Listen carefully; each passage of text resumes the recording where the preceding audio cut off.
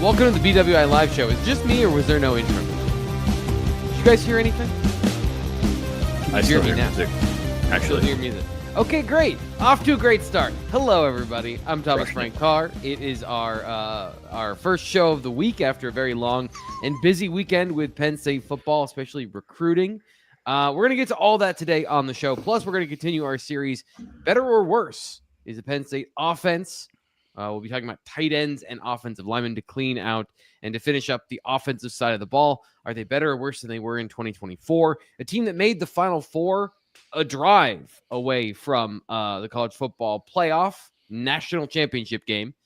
Did they get better from last offseason? And the people that are going to be talking about that, plus your questions at the end of the show on the BWI Mailbag, Nate Bauer and Sean Fitz, our expert veteran reporters from BlueWhiteIllustrated.com. Nate, I asked you a very tough question before the show. I'm going to ask it to you again. Did you have a good weekend? I just want to redirect immediately and tell everyone I sat on my breakfast this morning. That's a way better conversation than how was your weekend. Yeah. How did that happen? Well, and I violated multiple rules in doing so.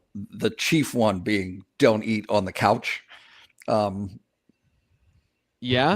And then I turned around and I was looking at something else. My son was running around. It didn't matter. It was nobody's fault but my own. And then I sat on my eggs and bacon. I was going to say, what was it? Oatmeal? Was it honestly, cereal? Honestly, they were I like to do an over easy egg. And as you can imagine, the yolk popped in both instances. So wasn't like one of those mattress commercials where they drop the bowling ball and it doesn't spill. It just no. Shocking. Not for me. Poor I know. Yeah, Sounds like Nate needs to get a new couch then. Sounds like his couch is not up to Nate Bauer quality standards. No, that's a brand new couch, right? It's a pretty new couch. And I would say that my wife, would not be happy to hear that. Listen, it didn't spill over, so it's okay. Everything's all right, but it was pretty traumatic. I'm getting through it, and I'd like to concentrate on Beaver Stadium. So, well, Fitz, before we get to that, did you have any egg ass sort of things happen this morning? Ow. No, I didn't. I just scrambled mine, all right. Put an omelet with some spinach and some chicken. The good news, Nate. Now. The good news is there's nothing that our wives would rather do than not listen to this podcast. So that's correct. That's correct. Yeah.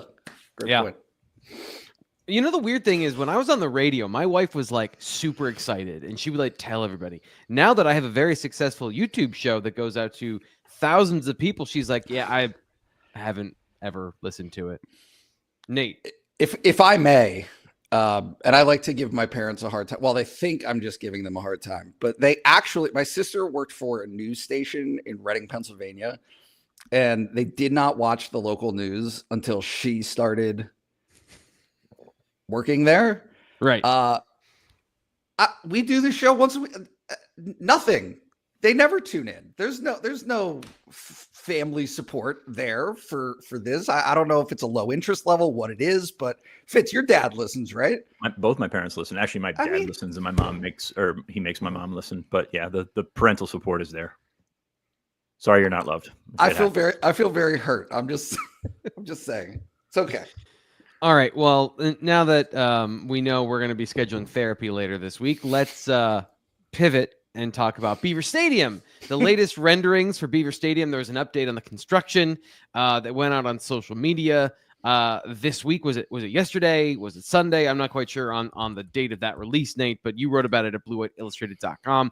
So what can you tell us about what we've learned about Penn State football's plan for Beaver Stadium? Because I believe, and I think I understand, there's more details about how it's actually going to affect the in-stadium experience for people and the structure of things. Yeah, so I mean, there were two things that came out yesterday. One was Michael Maudie in a released video. I think he went over to the stadium and recorded it last week sometime. Just basically laying out all of the things that are happening, right? With the construction, they try to do periodic updates. And I do think the one thing that he said that is important for people to understand is the footprint of the outline of the west side and what it will become, it will all be in place by the start of the season, right? So for the Nevada game, that stuff will all be up, and you will know physically what the outline of that is going to look like. Now, granted, there will be temporary seating up top, but it, nonetheless, they're obviously they feel good and they're on schedule and things are going as well as they would like from the construction side of things.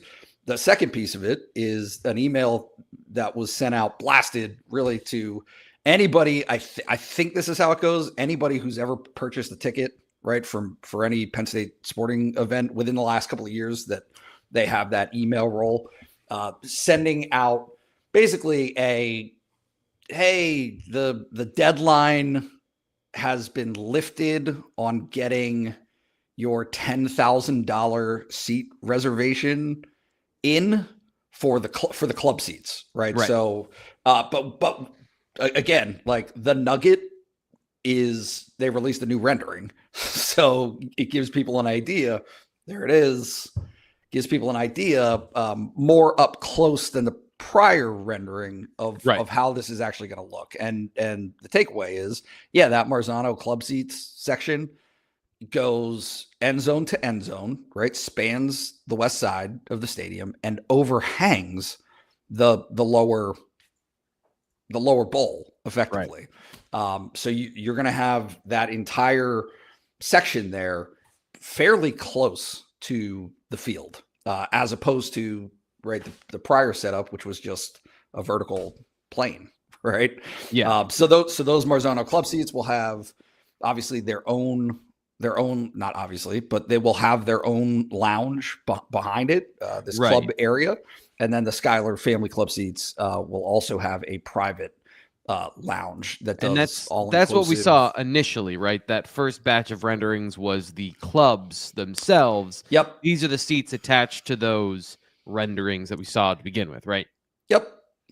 So, just a new nugget, kind of a slow, and I say a slow release, but I think part of it is some of these things change, even if on the smallest scale, these things are actively changing right through the course of the process of getting this construction project up and running and finalized. So, another new data point to glean and look at from yesterday. So with these seating arrangements, the plan is still to have, and just to reiterate this, we've talked about this a couple times, Nate, but their plan is that Beaver Stadium's capacity will not change to the negative, correct? They said maintain stadium seating. Has that changed at all? Was that in any part of this conversation in the update? No, that was not part of the conversation, but no, my understanding is not. I mean, and I don't think it's a secret at this point, but I think the intent is to raise it. So, we'll see how it goes. Let me ask. So there's the club and then there's the seats. And this is pretty common, honestly, in a lot of NFL stadiums and a lot of other college football stadiums to have those seats outside and then the club in the back. I'm not asking you, do you know this for yes or no, but like, are we also talking about part of this capacity is people that never come to the stadium that actually are just in the club or, are not technically sitting outside? Yeah, I think that's how it is already. Okay. I'm fairly certain. Fitz, you can correct me on this if I'm wrong. Maybe you don't know. But I'm pretty sure that when they do attendance figures, so when Penn State reports 110,000 people at the game and there are seats inside that stadium for 106,751 or whatever that specific number is, that includes ushers, like anybody who's in the stadium at that time. So yeah, it includes us. I mean, it includes workers, it includes the players and the refs and the band and all that kind of stuff. I mean, it's human life inside of Beaver Stadium. Definitely, it's totally accurate too. So 100%. Yeah, it's every single one ticked off. Sure. So yeah, but yes, I would assume so. The other part of this, obviously, is the change in, the 50-yard line. It looks like there. Would you say that's the 20 to the 20 or the 30 to the 30 for the Skylar Family Club seats? It's the 30-30 club. It is between the 30s for 30 rows up. So that's going to be a large section of people that are moving their seats. How many people? Because obviously the Marzano Club seats are completely changed in the structure of how the stadium actually exists from, as you mentioned, as a vertical structure versus having this tiered kind of balcony system. So how much is this changing seating for people who have had those West Club seats or those seats between the 30s traditionally? How much is changing? Yeah. So if you had season tickets that were in that area, I mean, everybody has an opportunity to buy, right? I mean, I think, do you want to pay for it or not? I mean, I think it's a fairly simplistic, proposition there is that, hey, this is what it costs. And, if you want to buy that, that's your prerogative, right? But it's certainly not a grandfathered situation, right? Where if you've kept tickets or had tickets, it's the same as Step. This is just what it is. And I think the important caveat to all of it is there remains inventory outside of these sections, right? It's a huge stadium. There will be lots and lots and lots of opportunity and different price points. That, to me, that's the main takeaway is, yes, there's going to be some expensive seats with expensive seat licenses, contracts, right? 10-year, 7-year, 5-year deals, right? In terms of you paying that initial outlay and then maintaining those tickets for that duration of time. It guarantees it that you have them for those times. But there's still going to be tons and tons of inventory for other sections that aren't that don't have that arrangement. So, trust me, nobody is more interested in finding out how this experience goes for Penn State fans than me. I want to hear and get the feedback and find out exactly how it goes. It seems so far that it's been fairly good, right? It seems like the feedback has been that it's been a pretty seamless isn't the word, but a good process that everyone seems to be mostly on board. Well, mostly understands what the context is, right? Mostly understands what the parameters are of this, and it's been communicated how this is working. But again, this is about follow through and how the process plays out over the next couple of years. Harrison Haas wants a clarification here, which I think we did. It's only between the 30s for the Skylar, 30 to 30. Seats further out unchanged. And this is kind of the question and part of the larger conversation is there are people who have hereditary tickets, right? That have had tickets in the same spot for 30, 40 years. And I'm sure there's people that are nervous about those changes. Like the West Side in general, I'm sure there's a question of, if I had tickets somewhere else, are those changed as well? Tickets outside of the West Side are not changed. No. I mean, look, on the West Side outside of the Skylar Club. So if you had tickets on the 25, are your season tickets still in the same spot? I mean, it's that will all be a process. I'm pretty sure.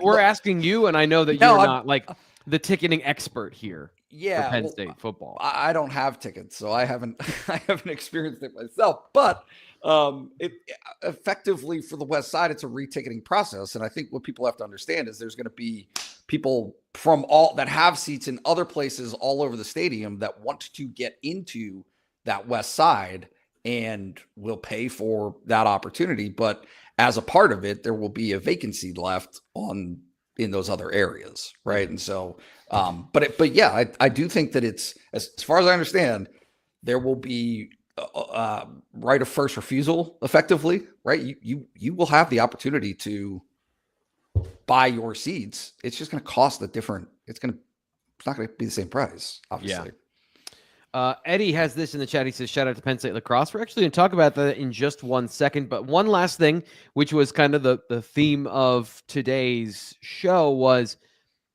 you think it's still going to be loud? And Fitz, you've been sitting here hanging out for a little bit. we've got, and this is just kind of a fun question. Let's not take this too seriously, internet. You've got these club seats. It's November versus Maryland. And it's 30 degrees below the with the wind chill.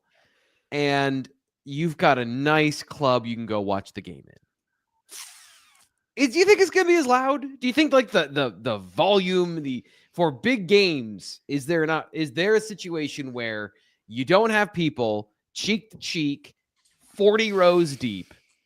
Do we think that the atmosphere will change for the better or worse with this new setup and luxury accommodations in the heart of the stands at the from the 30 to the 30 for basically the entire lower bowl area? I think the lower bowl will be fine. The club seats, you have dedicated fans at a certain price point there. Typically not as loud as the dedicated fans that are in the nosebleeds all around there. I mean, it's just, I think it's just a human nature type thing. Because you can go inside to the club seats, you can, get a cup of hot chocolate and warm up and all that stuff, where the other people, they got to do something to pass the time, and that's yell their asses off. So there's going to be probably a similar type of atmosphere, but I think you look around the Big Ten, and that's the discussion we're having in the chat right now, and this is all catch up to like Ohio State. Ohio Stadium is kind of set up the same way, right? If you want the good seats, you pay more money, and if you pay more money, you're probably not the loud, crazy people. That said, it's still a huge stadium with unbelievable ability to capture the noise. This is not Michigan. This is not the Big House. This is the Big House just goes straight up. Big Beaver Stadium is going to probably, I don't want to say probably be louder. I don't want to set those expectations, but given the architecture, given the how sound travels, it can be a very loud stadium. Now, will it be loud in November against Maryland? I don't know. I mean, right. I chose the worst possible example. You really did. So I think it's just I think it's going to have the ability to do that. And I think given what we've seen and heard out of this current athletic administration, the goal is to be loud. The goal is to keep the charm and the atmosphere of the current stadium and be bigger than Michigan, essentially. That just combine those two elements of a lot of people in Michigan, a loud stadium in Ohio State, a loud stadium in Tennessee. Kyle Field is the one that's kind of brought up here, and Kyle Field's a pretty loud stadium at Texas A&M. So combine all those things and try to make this one work, because it's such a massive renovation that it's the last time it's going to happen for a long time. Now it's got to get done. It's got to stay on schedule or be on schedule. I don't know if it's on schedule right now. I mean, it's a massive undertaking, but I think the end product is going to be really cool. Nate, we have to put a pin in that thought, even though I think I know where you're going. I have one thing I want to say. We'll make it very quick because we got to get to a couple of things here.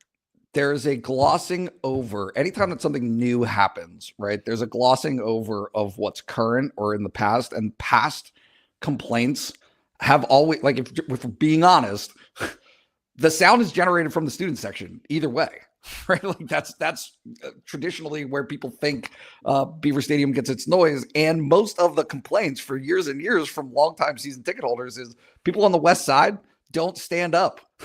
They don't get loud. Like it's a dead spot almost. So, for a long time, outside complaints about Beaver Stadium's atmosphere have always been that the blue hairs, whatever you want to call them, longtime season ticket holders have not had that same oomph as some other areas of the stadium. So I don't think it is worth pearl clutching over. Z-Man asks, is it anti-fragile time? It is anti-fragile time. It's also a reminder, please do a couple of things to help us out here. If you're listening on the podcast, if you listen on Apple Podcasts, please give us that 5-star review. If you want to leave a comment or a question for the BWI Mailbag as part of your review, I'm trying to give you something for doing something for us. Be featured on the show so that we can get your questions in the mailbag if you leave that 5-star review with a question on Apple Podcasts. And of course, if you're here on the YouTube channel, if you're here live in the chat, please like the video. If you're watching on replay, please like the video. And I know that at least half of the people watching this are unsubscribed. You're here every week. I get it. I also sometimes forget I'm not subscribed to a channel I watch every single week. So just double check. And it's super easy because right below my face, like 4 inches, depending on the size of your screen, there is the subscribe button. Just click that and that helps us out tremendously, especially during the offseason when we're trying to do some creative things and have conversations that are still stimulating, interesting, and full of context and nuance. This is when we're making our money. This is when, figuratively, we're putting in the hours to come up with really stimulating conversation, hopefully, for you, a Penn State football fan. Now, let's talk about beer. Fitz, tell me about Anti-Fragile. I will in a second. Penn State on 3 on YouTube. I think we're at 17.7 right now. Notre Dame has about 30,000. So come on, you don't want to be beat by Notre Dame. That's where I'm at. Again.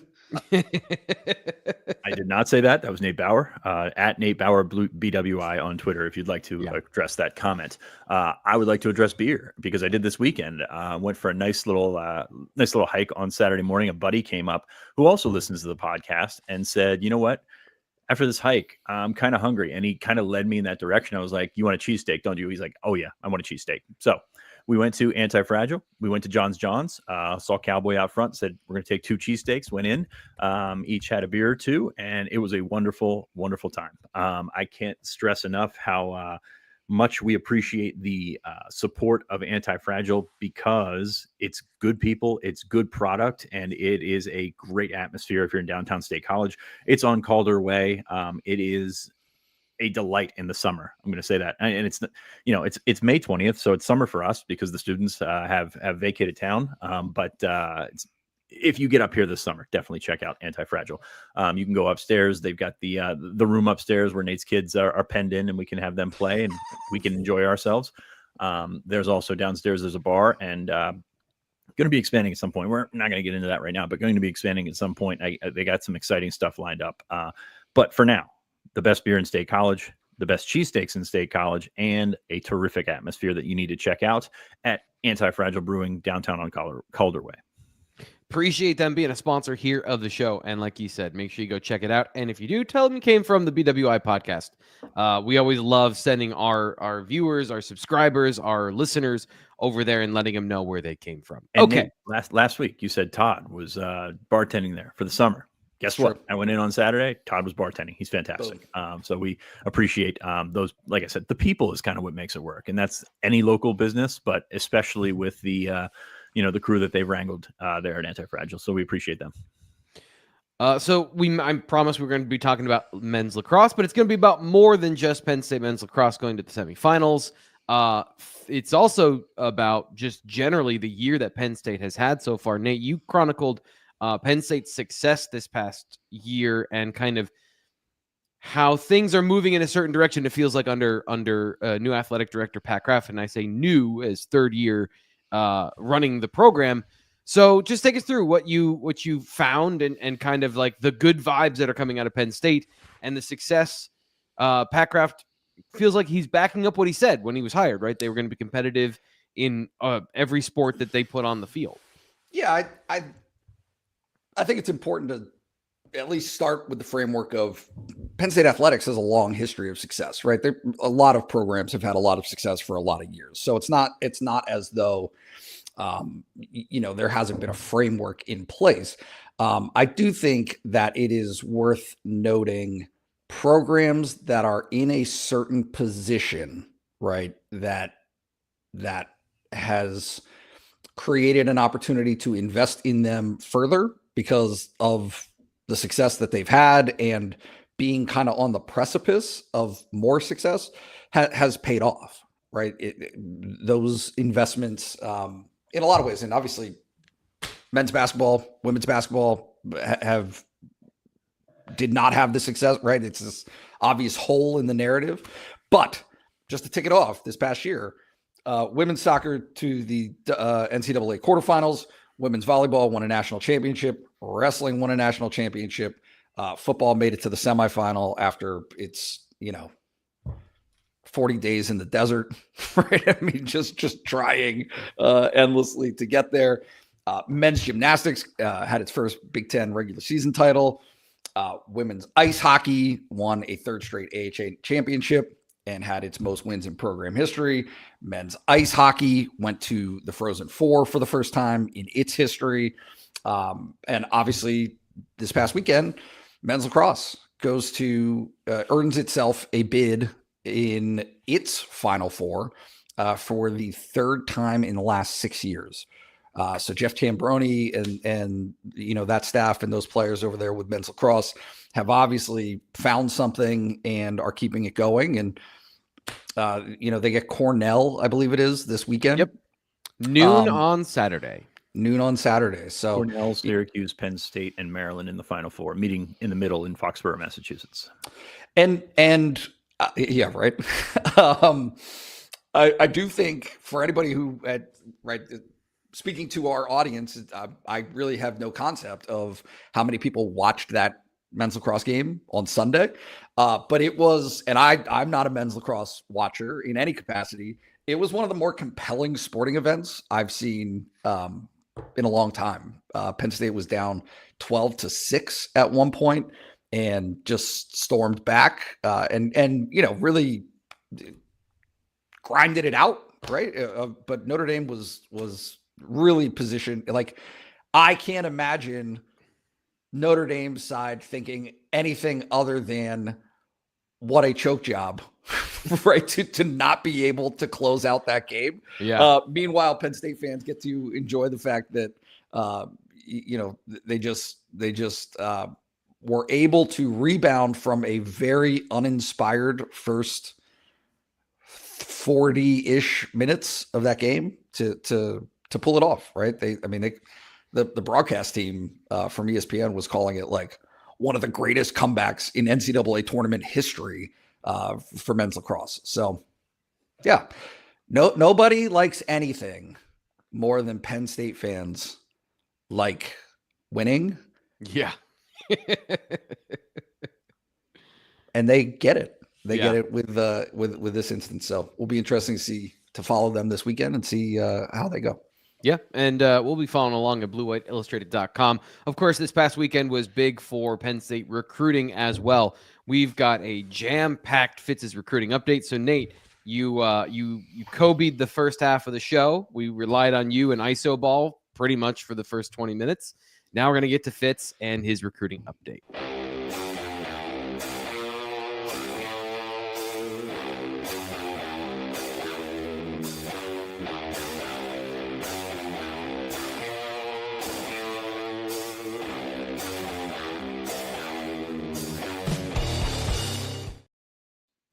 There is too much to get to on Fitz's recruiting update from this past weekend. Penn State official visits, of course, the Elite 11, and more coming out of this particular weekend as we're recording here on a Tuesday. So if you want all the intel and information, BlueWhiteIllustrated.com. Subscribe right now for just $1. You get a week of access. You can get some of that information. You can try it out, and then you can decide if you want to join us for a year. Most people, when they try us out, they end up staying for a while because the information, the conversation, and the company is just that good, especially on the Blue White Illustrated message board where everyone is famously best friends. So, Fitz, we've got a busy weekend. Where would you like to start with your recruiting update? I'm going to start with Penn State just officially announced Trevor Pena. The transfers are in. Amari Campbell's here as well. I assume that announcement's probably coming within a few minutes. But Penn State officially adding stuff to rosters now, and also 10 new freshmen moved in over the weekend. So there was 11 to go. 10 new freshmen are in over the weekend. So they will be, I assume, announced or added to the roster without numbers or something of that nature. So that's cool. There's a receiver. Nate just found out that it's always fun to see that happen in real time. But yeah, this weekend was a busy one for more than just the official visitors, 8 official visitors that were in over the weekend. And of course, that's the main storyline. I'm sure we'll talk more about it with Ryan Snyder on Thursday, but also there's been a ton of stuff on the site of BlueWhiteIllustrated.com as your pitch just indicated. But some busy times in the secondary, especially. Kari Adams was in this weekend, the corner from Maryland. He is a big time target, and Penn State's doing really well with Kari Adams. He's another guy that just kind of fits everything that Terry Smith has done and everything that Terry Smith likes to do. Been on the board for a long time. Of course, Notre Dame's up there, Oregon's up there. He's still got visits scheduled, but Penn State, I think, doing a really good job with Kari Adams. And I think it's one of those ones that you can look at and, hey, this is 2026. This is a class of 2026. Everything is kind of fractured with everyone needs to make their own decision to make, because they're in their own sort of case by case basis of how much something means versus how much something else means. But I think Kari Adams makes a lot of sense, and I think he could be a real linchpin guy for Penn State if they were to pick him up. One reason is because he moved his visit up so that he could spend some more time with Joey O'Brien. And O'Brien, if not the top target in Penn State's class of 2026, one of the top targets, because he can do kind of it all at 6'4". There you see a one-handed catch as a wide receiver. Well, he's a safety. He could play wide receiver. Penn State has talked to him about playing both ways, and I think that that's, an appealing option for him, and I think more schools will continue to do that as these conversations will happen. By the way, Amari Campbell just officially announced by Penn State, so there it was.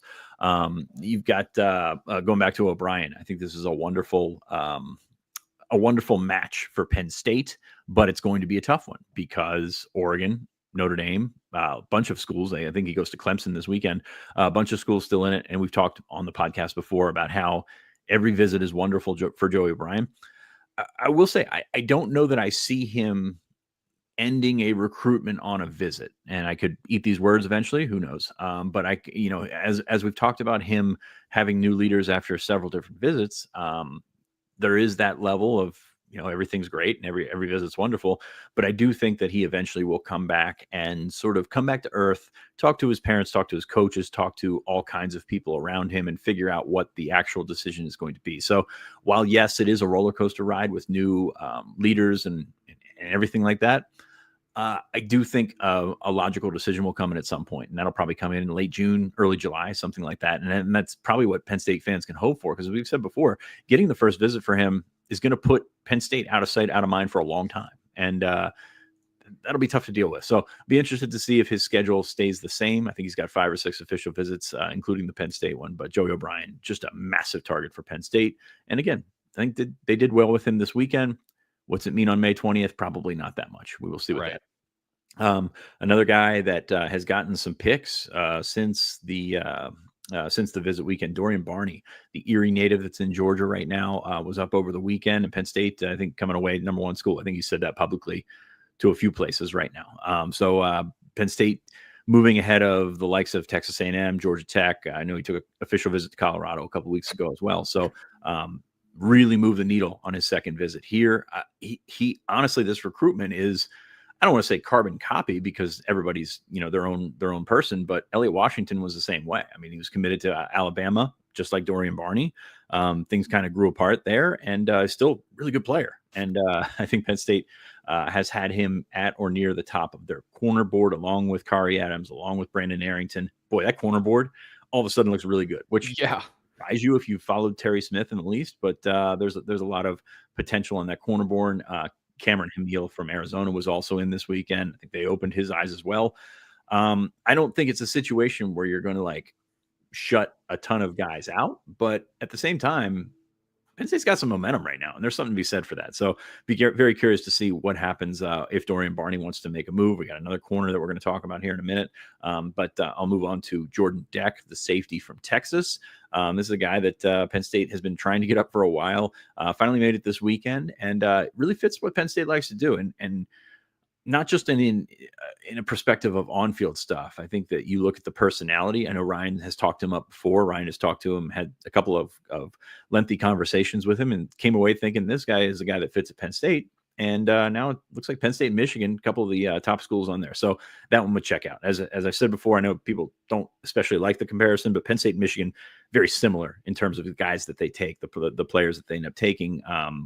And I mean that in a compliment to both programs. So Messiah Hampton was in this weekend. Brian Williams, the receiver from Florida. Sincere Johnson, the linebacker from Ohio. So, I mean, just a very busy weekend for Penn State. You didn't really expect that when these visits started coming out. It was all these kids, usually from Florida, from, Hamill was from Arizona. So guys from far away. And then the closer it got, the more things became regional, I guess I would say, with Adams, with O'Brien, with Hampton coming in. So I think it's a busy, productive weekend for Penn State, but to not squash it, but to play devil's advocate here, it's still very early in the process. These guys are going to have other visits. So you ride that visit high as long as you can. You maybe try and figure out if you can get 1 or 2 guys from this list to jump on board.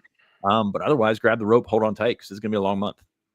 Yeah, and there's going to be more visits, and there's going to be more decisions that put some pressure maybe on other players to make a decision because of the spots. Now, some of the players we just talked about are guys that are going to be on Penn State's board no matter what, and are takes no matter what, because they're, as you mentioned, with Joey O'Brien or some of these guys, top targets at their position and, overall for Penn State in 2026 at this point. So you mentioned there was another corner we might be talking about. What are we talking about with that other corner? We're talking about Jazeel Hart from Virginia. This is a guy that's been up to campus a lot. It's also a guy that really we could look at and say there's an opportunity for him to jump on board before, an Adams, a Barney, some of these other guys that are top guys, and kind of makes sense because you're looking at a guy that's been on campus a bunch, a guy that fits what Penn State likes to do, a guy that Penn State offered after camp. So that they've seen him, but he's been all over the place. Penn State and Michigan seem to be the two leaders there. Steve has had a pick in for a long time, I think, on Hart. And we talked about it, actually wrote about him on the S-Zone on Friday with our thoughts on that. So Virginia Tech was in there, Tennessee as well. But he's going to commit, I believe, the 22nd, which is 2 days from now. Okay, it's already May 20th. How about that? Anyway, it is another step forward in that defensive class if Penn State's able to land him. But I think Penn State's in a good spot there. All right, and then the thing that we both were at on Sunday, the Elite 11 Regional in State College. Actually, before we get to that, Penn State just announced Daniel Jennings. I love these notifications that I'm getting. Class of 2026 commit that wanted to move his enrollment date up, a la Max Granville last year. I don't think we've talked about this since he did it. No, we haven't. But this is an interesting move because you saw it last year. And now you look at Penn State's defensive line, or at least the defensive end position, when he's going to get here, which will be later in the summer. He's got some stuff to finish up academically before he gets here. There's a lot of young guys there, man. There's a lot of young guys, and there's also a lot of names on board in the 2026 class. So Daniel Jennings is now part of the 2025 class. He was a 4-star prospect in the 2026 class. Usually what they'll do is they'll kind of reevaluate and see where he slots in among the class ahead of him. 6'2", 245, I think, is where I had him. 240 about is where I had him. So an interesting body type when you take a look at the guys that Penn State's brought in. They've been all over the board with defensive ends, and they've also been successful with defensive ends. So not really going to argue much with Deion Barnes here. Little on the shorter edge, little on the shorter end of the edge prospect scale, but a kind of an animal when you turn that film on. He does a little bit of everything. Ran for 1,300 yards last year. Scored, I think, 23 touchdowns. Going to be a big stepping up from Princeton, West Virginia. But this kid is pretty well driven. So I'm anxious to see when he gets here, how he fits in and how this is all going to take off for him. Yeah, I'm not trying to make the direct comparison. 6'2", 250 is also where about where Jalen Harvey came in last year, I believe, as well. So that's very interesting to have two defensive ends decide to reclassify and join a year early. That was the Penn State graphic you just threw up there, right? Yes, that was the Penn State. They announced him at 6'2", 250, which last I had him was 235. So he told Steve Wilfong he put on some pounds. I just wasn't sure about where he was. So sorry to trample on you, but that one just caught me off guard because that's pretty thick for a kid coming off of his junior year. Yeah, especially like you just said, a guy who is not a senior, guy who hasn't gone through that final season and year of development. So of course, all of that more context, detail.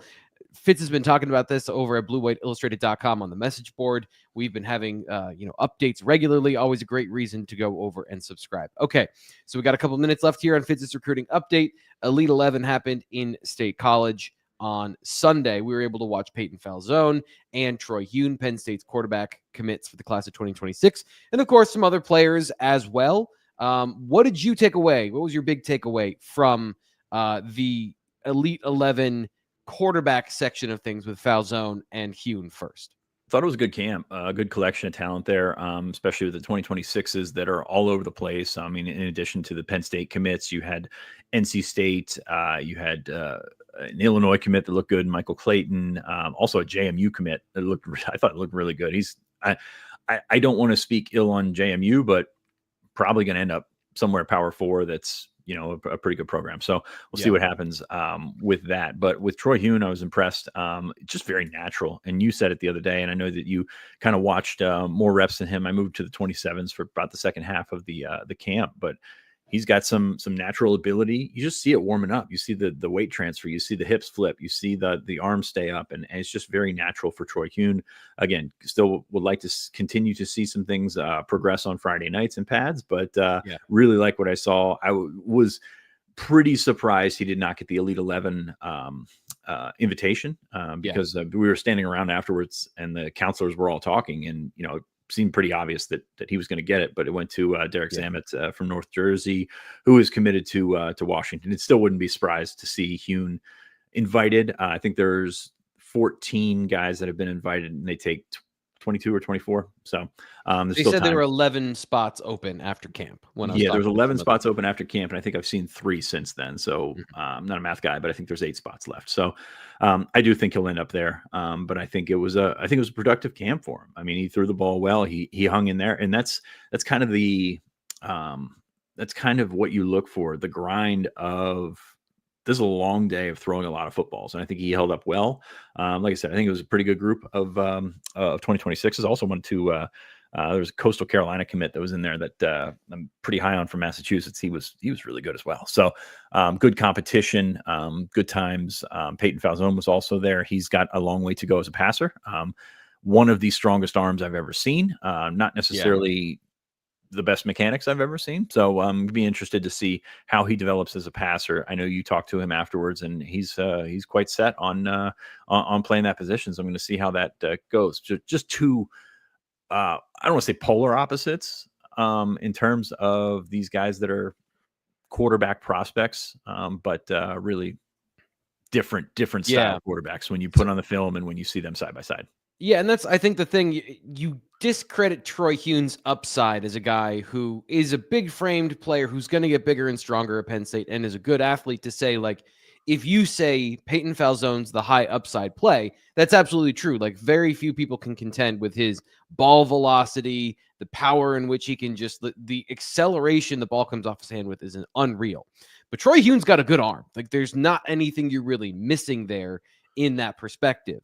And he's got a big frame, so to call him the safe play is also somewhat incorrect. And then, of course, Fzone is that high upside play, and a guy who, when you talk to the intensity with which he was, emphatic about how he's progressed, the time and effort he's put into getting to this point where he's trying to, rework his mechanics. And you can see here, he's talking about it with some of the guys he's throwing with, where he's still in the process of learning how to command his mechanics and make sure it's consistent. And you mentioned how it's a really long day of throwing, and you could see kind of that wobble between he's consistent here, his mechanics look good, and then he gets stressed because these drills are designed to stress you, and some of the old habits start to come out where he lifts that back foot and he's not, his arm motion, it's got that odd kind of like shot put feel to it, and it's just whether or not it's tuned in or out. And so where he was in December to where he was yesterday is light years different. Like, he's on the right path. It's just where your perspective of Pton Fzone is comparing him to the other guys that were there or to his previous self, and those are two very different conversations. Yeah, that's fair. It's also worth repeating, like, you don't see the ball come out like that for many people. And regardless of the mechanics that it gets there, that dude has an absolute cannon. And will it go to the right spot? Not always, but he can throw it hard. I mean, and I think that's honestly something he's going to have to work on as well in terms of layering, in terms of a touch and things like that, because he can get it there, no doubt about it. He's going to try and throw it through some people too. So that's that'll be, there's your Josh Allen.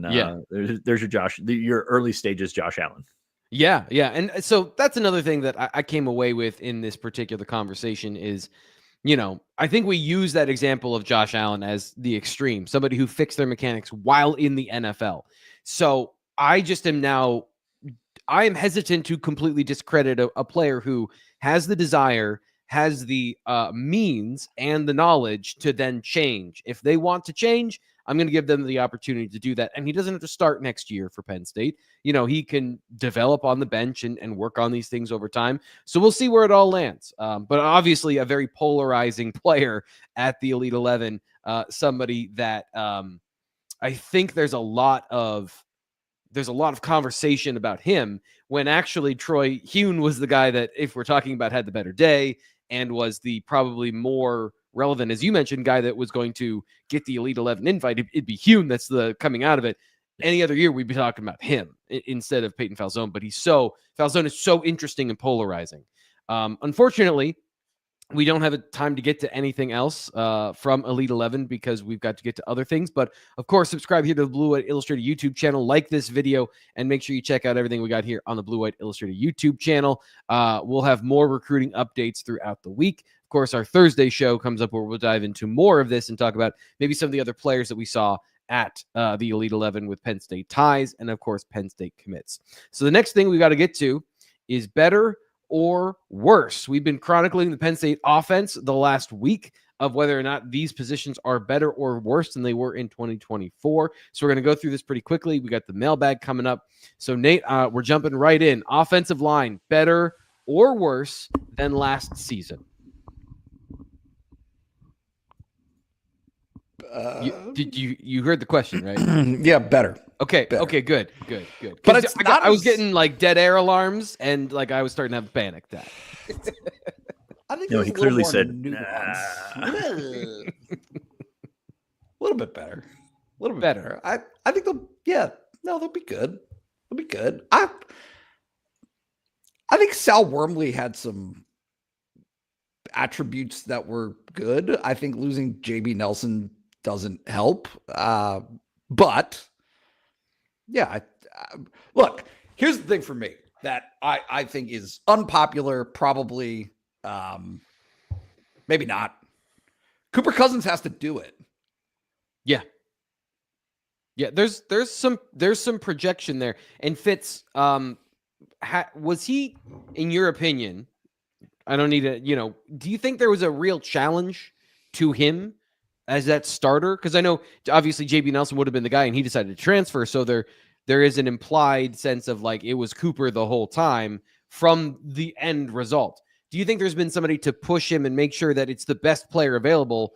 And there's a real competition there, because that has been, I guess, my one concern is that I don't know that there was anybody who was really going to challenge him for that starting spot. You mean since JB left?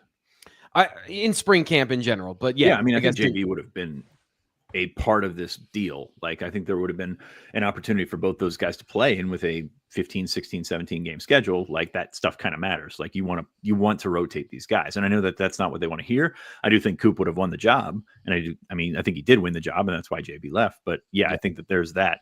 And then you look at what's there after JB leaves. And that's where you kind of like, okay, well, this is going to be an interesting sort of juggling act, because is TJ Shanahan ready? I don't know. Is Alex Burkmeyer, any of those interior guys ready? I'm not sure. You do have the ability to move around Donka and Rucci if you need to. I mean, when the tackles get healthy, I think that changes everything. Yeah. Really. Because you've got Boyer that can, should be able to play this year, and Javen Williams, who played a lot this spring, who probably becomes one of your top interior guys if everything falls into place like we think it might. So yes, my worry kind of goes away when those tackles get healthy. But from what we saw this spring, I mean, I think it's better. Like, I think my answer to the question is better, but it's still a question mark. And as you said, Cooper's got to do it. Like, it's not easy to step in. I know he's got the pedigree. I know he's a freaking monster, talented kid. But at the same time, when you're playing a different defense where you're not used to the ebbs and flows of the typical guys that you're going against, it's challenging. And there is something to be said for Sal Wormley being here for 9 years and starting a lot of games. Like, it is a very, very tough thing to emulate experience. And while Cooper is talented, and I think he's going to be a very good one at Penn State, it will take some time to get in there. That said, Penn State opens with three games that should get him ample opportunity to do so, and should also get those other guys we talked about, Javen and TJ Shanahan, opportunities to get in there. And you go from there, and you see what Penn State has at different spots. So we're knocking hard on wood here, but Nick Dawkins goes down, so you're probably seeing Venga slide into center. You're probably seeing Coop move to left, and you're probably seeing one of those tackles slide down to right guard. Like, yes, that's a very NFL way to handle things. But it's still one of those things that is a major change. So I still feel better. I think it's a good unit. JB, I think some people are just going to throw their hands up and say he wasn't going to play, he wasn't going to be here. I think he would have factored into that equation, and there's no substitute for experience, which he does have. Yeah. Yeah. The highs may be higher at some point with Cooper Cousins, but I think you guys point out the veterancy. His Cooper Cousins snaps last year were mostly, especially during competitive portions of the game, were all run blocks. It wasn't like he was out there on 3rd and 5. That's still an area we need to learn more about with him in terms of his pass protection and his maturity at the position. We think he's a very mature person. We think he's a very mature football player, but from those reps, you cannot emulate those in really any other way. Okay. Nate? Just to be like totally forthcoming, this is from me, not a in any capacity an analysis of performance on the offensive line. I can't do that, but I can use context clues and say Penn State wanted Nick Dawkins to come back. Yeah. I think that's significant. Yeah. For it, like understanding some of your assessments of Nick's performances, right? If I'm remembering correctly, Ohio State wasn't a great day for him. Right. So I just think there are some telling things about other people. Yeah. Based on the evaluations of what Penn State prioritized this offseason. Penn State didn't keep Nick Dawkins or let him come back for this season just because he's a great leader. They didn't. There's a certain rhythm to that center position, and typically, studying this of when James Franklin and all these things happen, and Nick Dawkins makes that announcement that he's returning. You look at the history, and James Franklin has always wanted to start an upperclassman at center when preferable. And so you rarely have a guy who's an underclassman that starts at that position. So if we were anointing Cooper Cousins as a freshman, and that didn't happen, and it quickly didn't happen, they moved on to Nick Dawkins, and there's still no upperclassman that's available, because I think Venga Ioane is not a center. He can play center, but he's not a center. They were going to wait until, TJ Shanahan or Cooper Cousins are juniors for that to happen, or they're, older and understand football at that level to command the people around them. I think that is a highly important part of this conversation around Cooper Cousins that we've had here on the show. Like, that's not a new thought. That's not a new thing that we've talked Nick's about. really the first center to play center kind of first, right? Like he had that time in there where he was playing center guard, but he wasn't a starter. Like Hunter Norzad was playing guard and he moved in. Juice Scruggs was playing guard and he moved in. I mean, that's usually how it goes in the college game, is you figure out the experience, you figure out the guys that can direct traffic and lead, and you move those guys in there. So veteran leadership, I don't think there's any leadership is, I'm not going to say overrated. I'm going to say leadership is overstated when you're talking about that. It's how to get those guys in the right spot. And that's more just the ability to have that feel than anything. Yeah. Tactical understanding, veteran. I mean, it is leadership in the sense of you have to be able to tell somebody what to do, and they have to then listen to you, and you have to be right. And that's how all those things are interconnected. Of the more often you're right, the more people are going to trust you and believe you. And that comes usually with time and experience. And who can make this offensive line look good, right? Nolan Rucci did some really nice things in the playoff. Was he twice the player that he was during the season? Well, I mean, Katron Allen looked really good in the playoff. Nick Singleton looked really good in the playoff. Like, it's all a symbiotic relationship. Drew Aller was more agile last year than he was the year before. And lo and behold, Penn State, I think, gave up fewer sacks and he looked better in the pocket, and this offensive line looked better. So like, this is all working with one another, and you've got Nick and Katron back, which I think can make his offensive line look pretty good.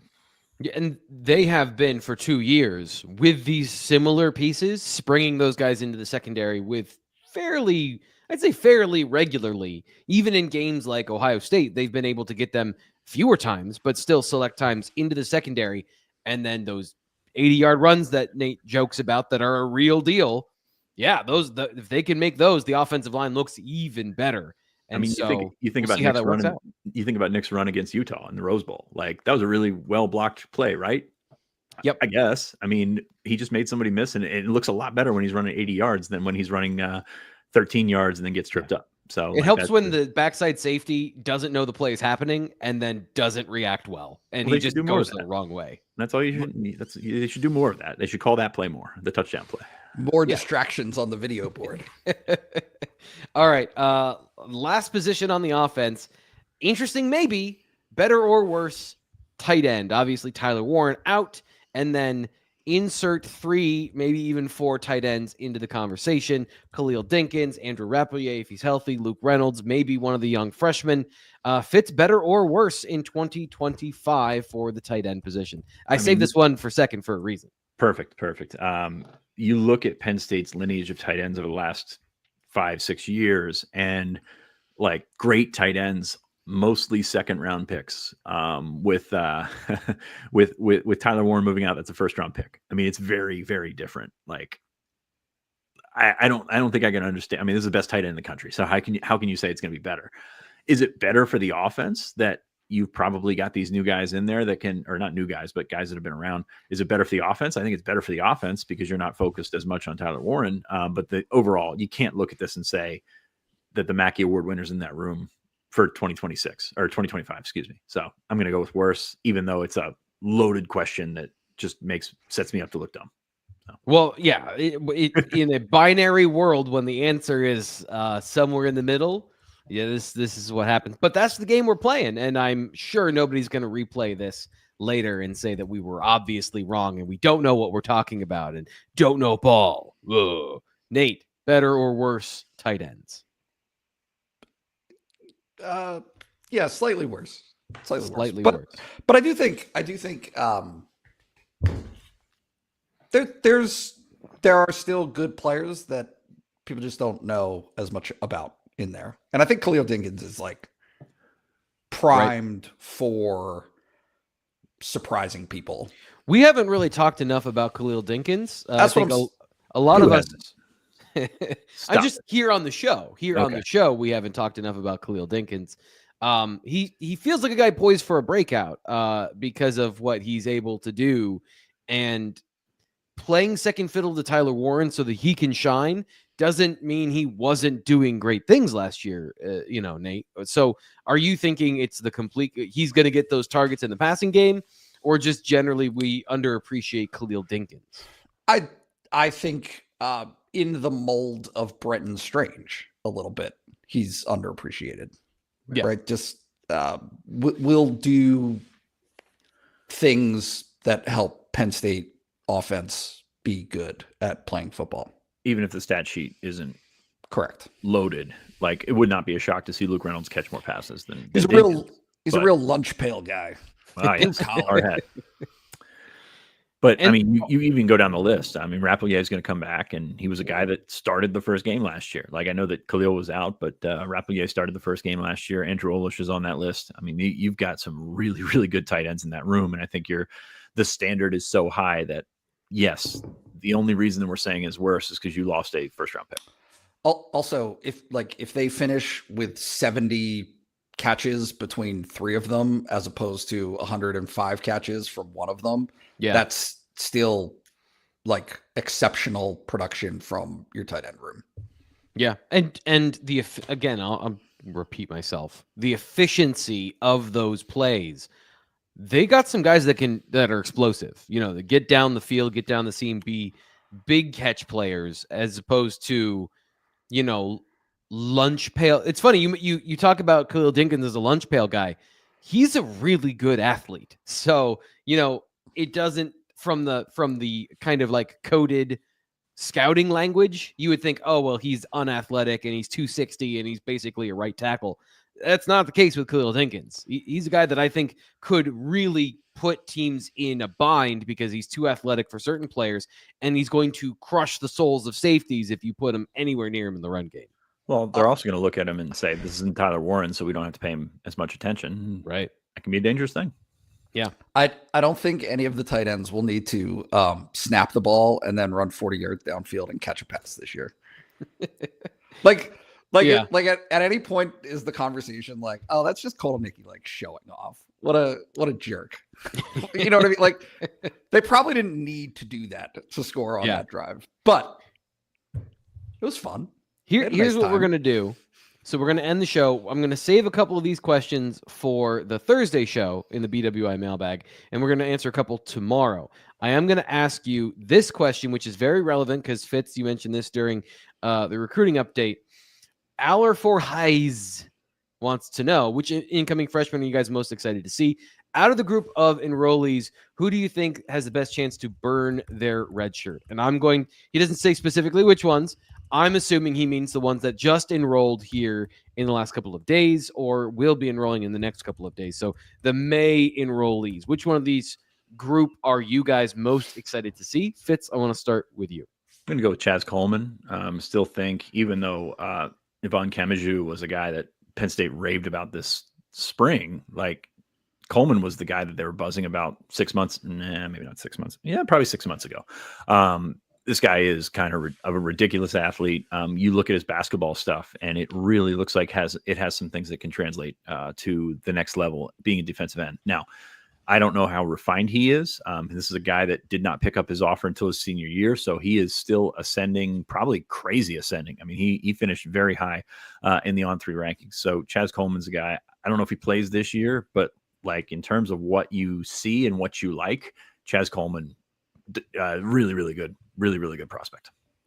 Nate, do you want me to go or do you want to go next? Yeah, you go. You go. Okay. I'm going to guess because I'm not entirely sure which guys are enrolling. I think are the rest of them are enrolling, or are there still a couple that'll be here a little bit later? Anyway, I wanted to go Chaz Coleman, but I think that's the correct answer. Malachi Goodman. We talk about the tackle position. It's rare for Penn State to get a guy who's almost 6'6", 315 out of high school. And so I want to see what that looks like. I want to see how the depth at tackle. I don't expect anything from him in 2025, but at the same time, like we have been compounding the depth conversation the last couple of years at tackle. And this is a dude who brings a new element right out of the gate. So what does that do? So that's one that I'm interested in. Nate, close this out. What was the question again? Which one of the incoming freshmen are you interested in? Or you can take the second half of that question and I'll open it up to the whole class. Which one of these guys do you think from the spring or from just your understanding of the situation has the best chance to burn their red shirt? Kobe Howard. Kobe Howard? This is not the question. He's been here. I was told that I don't have to answer the question, Fitz. I wanted to give him an easy out. Stop putting your rules on me. We're already over the hour, and I didn't want to have Nate have to dig deep here as we get out of the show. So I wanted to give him an easy It's out. almost lunchtime. He's got to go sit on his lunch. So all right. Hurtful. Yeah, So we're not doing any goodbyes. We're going to end on that. That was excellent. We'll be back tomorrow here on the BWI Live Show.